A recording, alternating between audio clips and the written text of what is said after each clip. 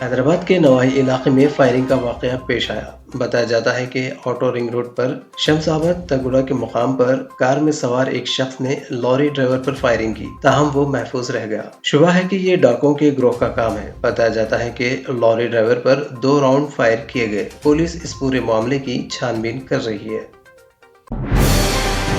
حیدرآباد کے پرانا شہر میں ایک شخص ٹرانسفارمر کے پاس ضرورت سے فارغ ہونے کے دوران الیکٹرک شاک سے جھلس کر ہلاک ہو گیا۔ گجرات سے تعلق رکھنے والا کریم نامی شخص کل ٹرانسپورٹ کی لوری لے کر شہر آیا ہوا تھا۔ مدنہ پیٹ منڈی میں مال خالی کرنے کے بعد وہ واپس ہو رہا تھا کہ اس نے ضرورت سے فارغ ہونے کے لیے گاڑی روکی۔ وہ دھوبی گھاٹ علاقے میں ٹرانسفارمر کے قریب ضرورت سے فارغ ہو رہا تھا کہ اچانک برقی وائر چھو جانے کی وجہ سے وہ شدید طور پر جھلس گیا اور اس کی موت موقع پر ہی ہو گئی۔ ریاستی وزیر بلدی نظم و نسق و آئی ٹی تارک راما راؤ نے کہا ہے کہ اردو کسی ایک مذہب کی زبان نہیں ہے۔ آپ کے اور ہمارے دادا نے اردو زبان سیکھی تھی اور انہوں نے اردو میڈیم سے ہی تعلیم حاصل کی۔ وہ روانی کے ساتھ اردو بولتے اور لکھتے پڑھتے تھے۔ در حقیقت اردو کسی ایک مذہب کی زبان نہیں ہے، لیکن بعض لوگ ایک مذہب کو نشانہ بناتے ہوئے غلط سلوک کر رہے ہیں۔ ریاستی وزیر نے حیدرآباد کے مضافات میں واقع بہادر پلی میں سرکاری جونیئر کالج کا افتتاح انجام دیا۔ اس موقع پر اپنے خطاب میں انہوں نے کہا کہ وہ متعلقہ رکن اسمبلی کی خواہش کے مطابق چیف منسٹر سے بات چیت کر کے یہاں اردو میڈیم کالج منظور کروائیں گے۔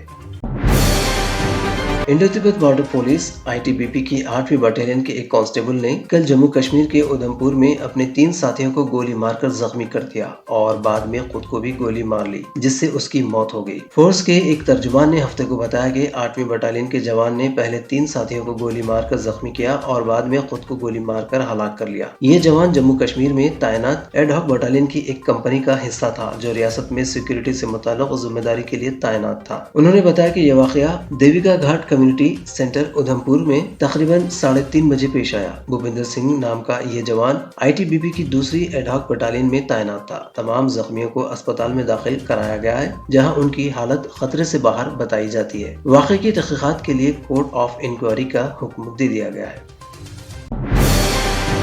ہندوستان کی اسٹار بیڈمنٹن کھلاڑی اور 2019 کی عالمی چیمپئن پی وی سندھو نے ہفتے کو جاپان کے سائنا کاواکامی کو شکست دے کر سنگاپور اوپن کے فائنل میں جگہ بنائی۔ سندھو نے سپر 500 ٹورنامنٹ کے سیمی فائنل میں کاواکامی کو 15-21، 7-1 سے شکست دی۔ سابق اولمپک میڈلسٹ کا فائنل میں جاپان کی آیا اوہوری اور چین کی وانگ زی پی سے مقابلہ ہوگا۔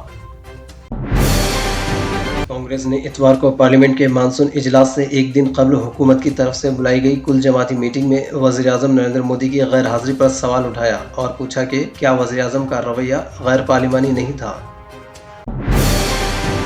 ملک کے 16ویں صدر کا انتخاب پیر کو ہوگا اور یہاں حکمراں نیشنل ڈیموکریٹک الائنس انڈی اے کی امیدوار دروپدی مرمو اور اپوزیشن کے مشترکہ امیدوار یشونت سنہا کے درمیان براہ راست مقابلہ ہے۔ وزیر اعظم نریندر مودی نے 200 کروڑ کووڈ ویکسین لگانے پر ملک کی عوام کو مبارکباد دیتے ہوئے کہا کہ ملک نے ایک بار پھر تاریخ رقم کی ہے۔ اتوار کو ایک ٹویٹ پیغام میں مودی نے کہا کہ ہندوستان نے ایک بار پھر تاریخ رقم کی ہے۔ تمام ہندوستانیوں کو کووڈ ویکسین لگانے کے 200 کروڑ کا ہندسہ عبور کرنے پر مبارکباد۔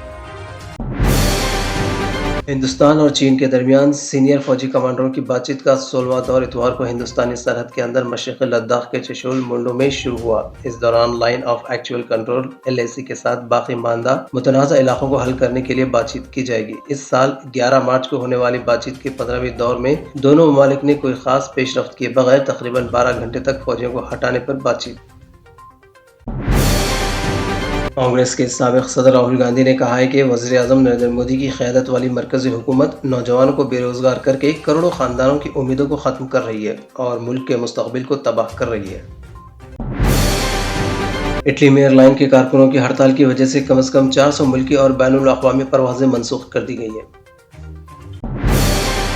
این ڈی اے کی جانب سے مغربی بنگال کے گورنر جگدیپ دھنکر کو نائب صدر کے عہدے کا امیدوار قرار دینے کے بعد اپوزیشن نے نائب صدر کے عہدے کے لیے اپنے امیدوار کے نام کا اعلان کیا ہے۔ NCP کے سربراہ شرد پوار نے اتوار کو اعلان کیا کہ مارگریٹ الوا نائب صدر کے لیے اپوزیشن کی امیدوار ہوں گی۔ महाराष्ट्र के chief minister M Eknath Shinde ने औरंगाबाद और उस्मानाबाद का नाम तब्दील करने का ऐलान किया है। एक प्रेस कॉन्फ्रेंस से खिताब करते हुए शिंदे और deputy chief minister Devendra Fadnavis ने कहा कि महाराष्ट्र की काबीना ने औरंगाबाद का नाम संभाजीनगर और उस्मानाबाद का नाम धाराशिव रखने का फैसला किया है। शिंदे ने कहा कि नवी मुंबई एयरपोर्ट का नाम भी बदलकर डी.बी. पाटिल हवाई अड्डा कर दिया गया है। उन्होंने कहा कि उद्धव ठाकरे हुकूमत ने ये फैसला पहले लिया था। अगर आपने हमारे चैनल को अभी तक सब्सक्राइब नहीं किया है तो यहाँ पर रेड कलर का सब्सक्राइब बटन दिख रहा है, उसे क्लिक करें और हमारे चैनल को सब्सक्राइब कीजिए और साथ ही साथ बेल आइकन को भी क्लिक कीजिए, जिससे आपको ताज़ा अपडेट मिलती रहे।